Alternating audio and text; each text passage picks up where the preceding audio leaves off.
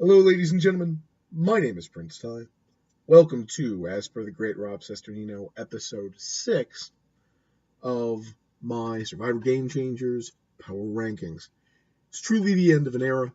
I literally lost what was left of my beard because this is about what I looked like, give or take a few pounds, back in 2003 as a college freshman. The last time that Sandra was on television on Survivor, and I wasn't sure, or in this case, am sure, that she wasn't going to be the winner of a season. Logically, I knew it could happen. It's still the end of an era. That being said, I don't care. The Queen will still always stay the Queen, and adios. Except, not adios, because we have a ton to talk about. If you want to hear more about Sandra, check out the great Torch Snuffers podcast that we did this past week with Billy Garcia, and check out Elise Anderson's After Show, which should be forthcoming in, I believe, today.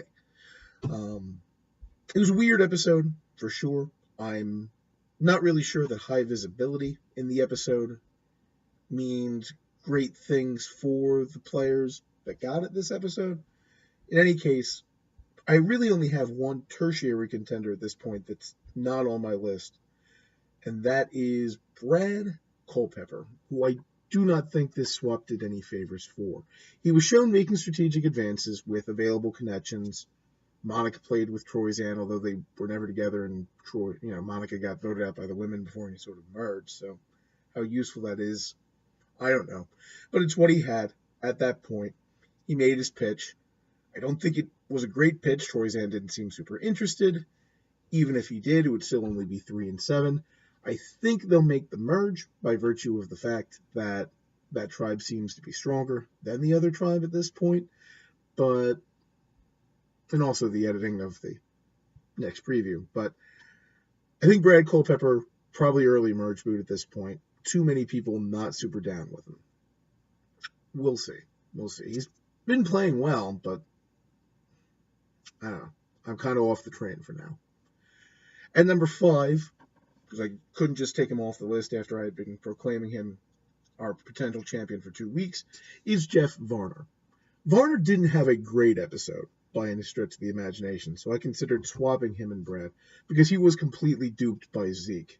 Zeke told him what he wanted to hear, and he believed what he wanted to hear, as opposed to Sandra, who heard that and realized, this is not true. I need to do more work. That being said, he's in a potential spot for anybody who wants to change the game up.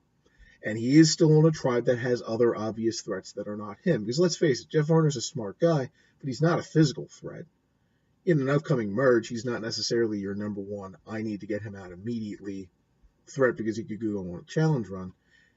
And he's all, compared to Ozzy, let's say, who he may try to target in the next episode, it looks like.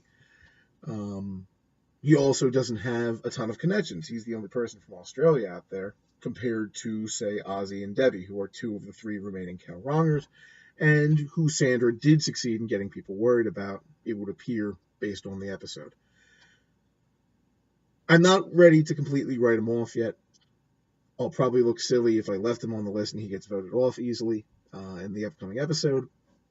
But I feel like there's still some life there, and there's still some people on his tribe that kind of would be interested in either using him, in Zeke, or in changing things up in general, like Sarah. And to that end, he still has possible legs. He's still on the list. Speaking of those 2 former Tavillas, they are 3 and 4 in my rankings this week.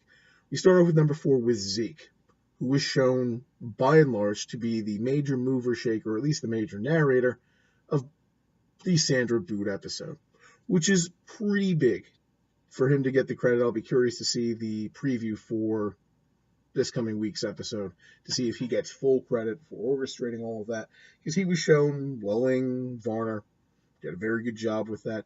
Zeke's a good player. We haven't seen a ton of him, but what we did see this week was very good, without question, so it's impossible to leave him off the list.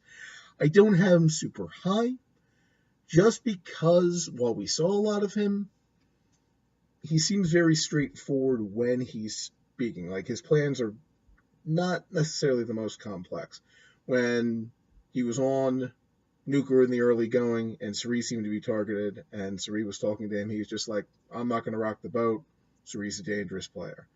And when he was with Tavua, his basic contribution was, Troyzan is alone, he should be worried.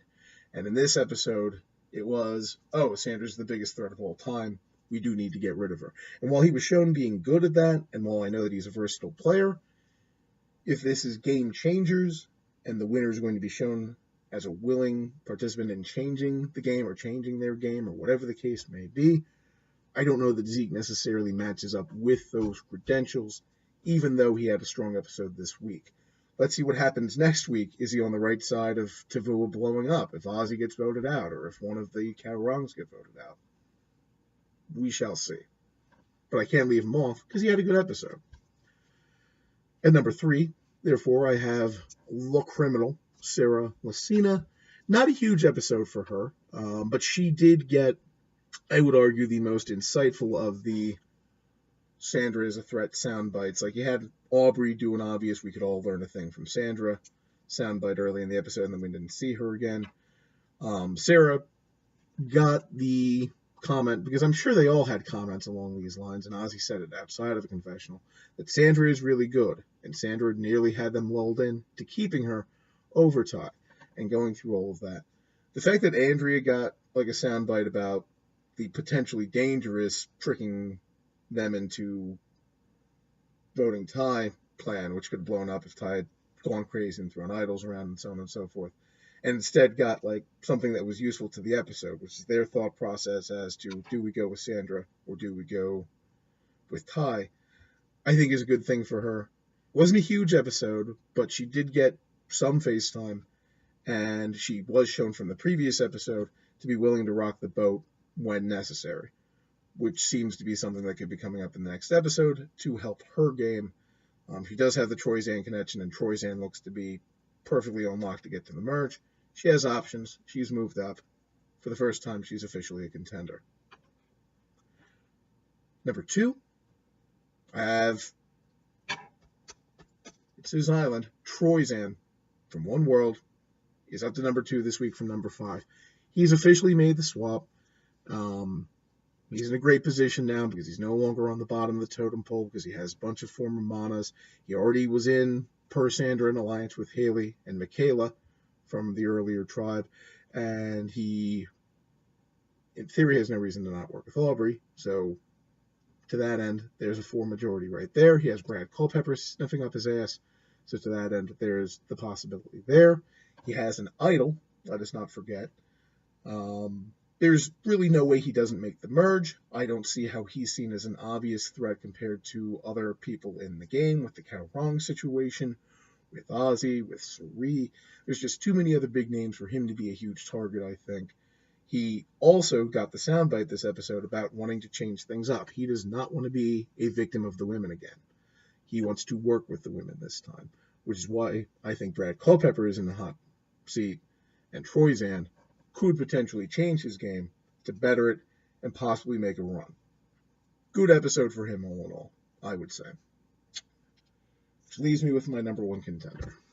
Probably a complete homer pick. She is, after all, my preseason winner pick. Haley Ford had a cool-down episode. You didn't see much of her. It's the first time that you didn't see much of her since the second half of episode 1, which I guess is now, per canon, episode 2. But she's back in an old Mana majority. She is also probably desperately needed by Sierra and Brad from former New Mana. She, therefore, really has a great spot. We didn't see her much this episode, but that's because they won. Honestly, I think they're going to win next episode, based on the way things are being built up. So, all in all, she's going to make the merge. She's been shown to be the snake under the grass. And even if she has a quiet episode next week, I don't think I'm going to be all for her train, because when she's had to play, she is shown to be smart. She has been shown to continually boost her stock. And she's an aspiring attorney, or is an attorney now. So how do you think she'll do if she does make a final tribal council, if people let her get there and people underestimate her? I like her chances. With that, you've got my top 5 for the week. Haley Ford, number 1, sticking to it. Troyzan, number 2. Sarah, number 3. Zeke, number 4. And Jeff Varner, number 5. Until next time, Have a good day and a